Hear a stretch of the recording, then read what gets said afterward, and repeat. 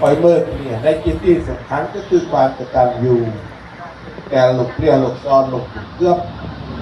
ศาสนาพิเศษมันได้เป็นหน้าเดียวแต่ศาสนาพูดเยอะหลกเปรี้ยวหลกเน้นเรื่องความกตัญญูมาก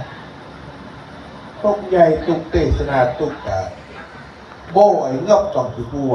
อย่างประมาณเนี่ยโบ้ไอ้เงบต้องที่บัวแต่มาจอนแม่จอนเอาหอยมันก็พอเตะลูกไปจอนโบ้เงบต้องที่บัวแต่จอนแม่จอนเอามันก็พอเราจะดูแลโบ้หอยปนัยโอ้ยปนัยตามแต่เนี่ยเขาบอกที่ยางแต่ปนัยบ้านคือแม่น้องเอาบางองค์ปวดละเลย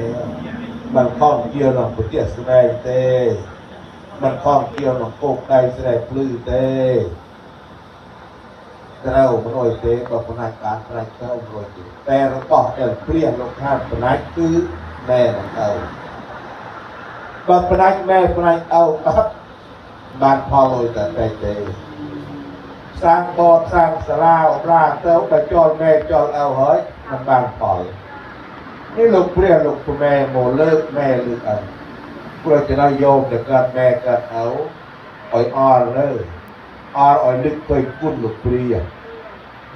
บางทำไมเปรี้ยวลูกดำและโคตรเจ้าที่เธอบ้าเยื่ออย่างน่าเต้บางทำไมเมียนศาสนาเปรี้ยวลูกสอนเมียนเซลเมียนอาเมียนเถอเยื่อได้ที่เธอบ้าอย่างน่าเต้ได้กี่โยมตัวจอตัวเวิร์ดอย่างน่าเต้โยมมือปองปรางห้องปรัง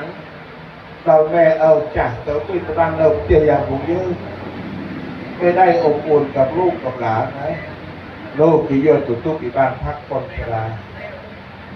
กี่อ้อยตัวแม่กร้อยเธอซี่รวดซี่มาตักบริวีหรือว่าหลับตกจากได้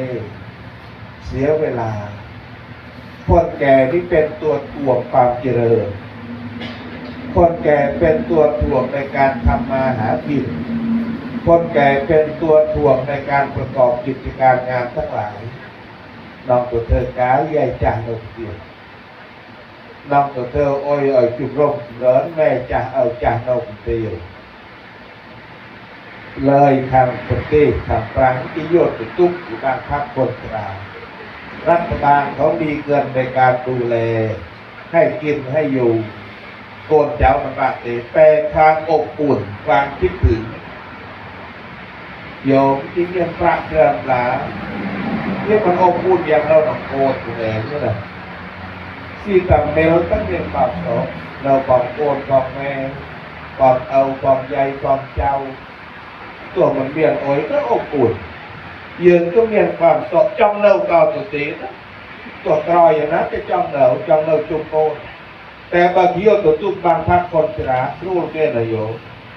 สู้กับโคลนปนายเชื่อมมันสู้เดี๋ยวนาหนองนึกโกนครั้งเดี๋ยวนาหนองนึกเจ้าหนุ่มครั้ง